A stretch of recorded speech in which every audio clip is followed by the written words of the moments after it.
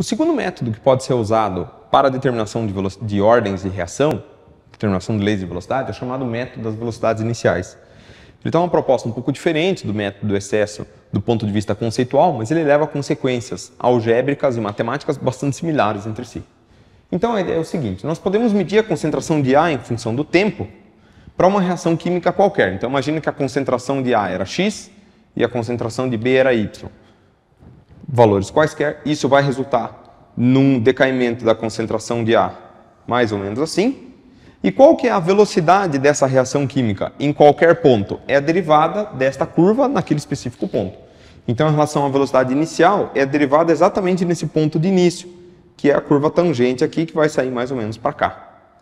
Se nós modificarmos a reação em termos de manter a concentração de um reagente constante e mudar essa daqui para 2Y, o que vai acontecer? O ponto de partida continua sendo A, certo? Porque a concentração de A está mantida constante. Só que agora o fato de ter aumentado a concentração de B significa que a velocidade inicial da reação vai ser mais rápida. Por que vai ser mais rápida? Porque a velocidade depende das concentrações. Aumentando essa velocidade aqui, em geral, a gente vai esperar um aumento da velocidade. Então é como se a curva fizesse isso daqui, ó.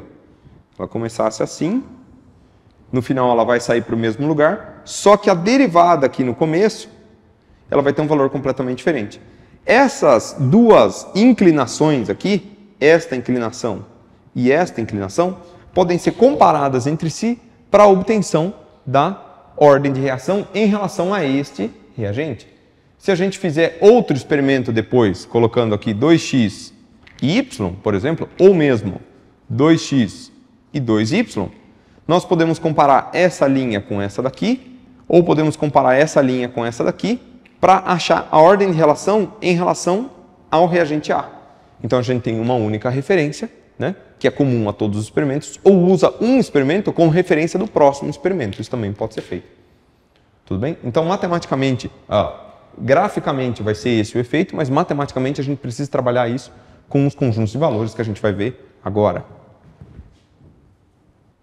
Como que a gente vai fazer então a comparação a partir de agora? Nós temos a nossa linha de referência, que é essa primeira aqui, e 3 linhas de comparação, que são essas 3 últimas. Por que 3 de comparação e uma de referência? Porque se vocês repararem, a linha de referência tem 0,10, 0,10, 0,10 para as concentrações. A velocidade aqui, ela é dada em vezes 10 a menos 3 mol por litro por segundo.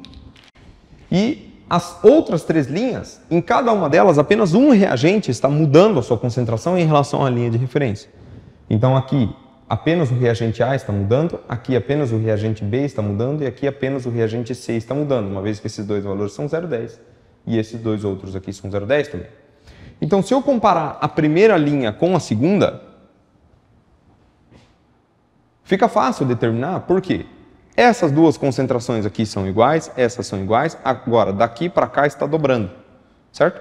O dobro da concentração implica no dobro da velocidade, mesma consequência que a gente viu antes na aula. Qual que é o dobro? Então, em relação ao reagente A, o dobro da concentração elevado a n é igual ao dobro da velocidade, n só pode ser 1.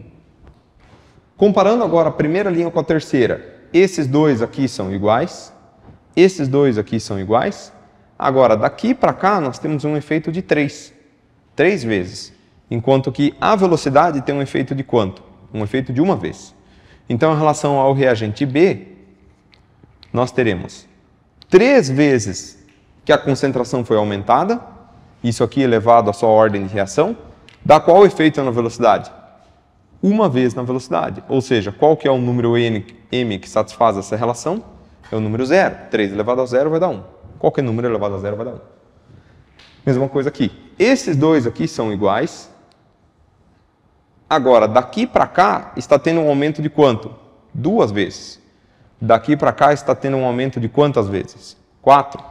Então, para o reagente C, se nós fizermos 2 elevado a P igual a 4, P igual a 2. Ou seja, nós partimos de um gráfico, de uma situação diferente. Agora, o efeito disso matemático vai ser muito parecido. Ou seja, a gente pode usar isso para determinação da lei de velocidade sem problema algum. Qual que seria a expressão da lei de velocidade para essa reação química aqui?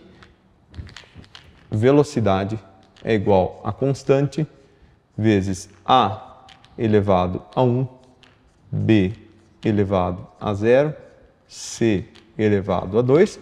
Como B elevado a 0, na verdade, ele não influencia na velocidade, eu poderia ter apenas K a C quadrado. Então, essa daqui é a expressão correta para a lei de velocidade desta reação química aqui. Se nós quisermos agora, a gente pode substituir os valores das velocidades e das concentrações para encontrar o valor do K e fazer isso também para encontrar a unidade correta do K, tal como foi visto no exemplo anterior. A única coisa que a gente chama a atenção aqui, que às vezes pode causar um pouco de diferença, é o seguinte: nem sempre essas relações são do tipo 2 para 1, 3 para 1, são relações com números inteiros simples. Pode ser que exista uma relação entre números fracionários simples também. Então, por exemplo, imagine que a gente tivesse uma relação como essa daqui, 0,34 elevado a n, isso é a mesma coisa que 0,115.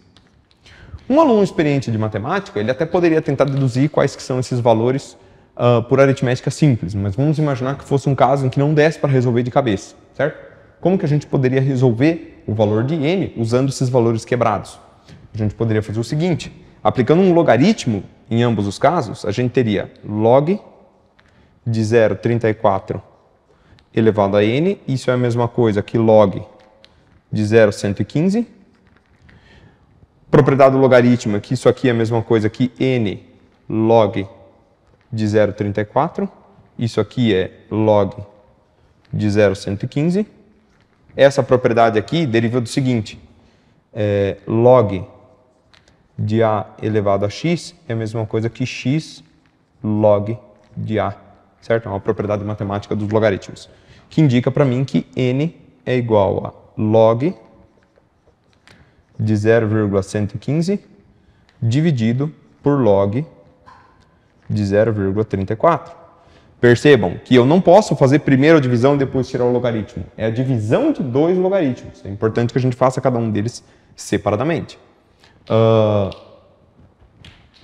A gente pode usar esse argumento do logaritmo aqui em qualquer caso, na verdade. Se a gente quisesse ter feito com os logaritmos nos casos aqui da tabela, teria dado certo também. E teria retornado os mesmos valores aqui, 1, 0 e 2.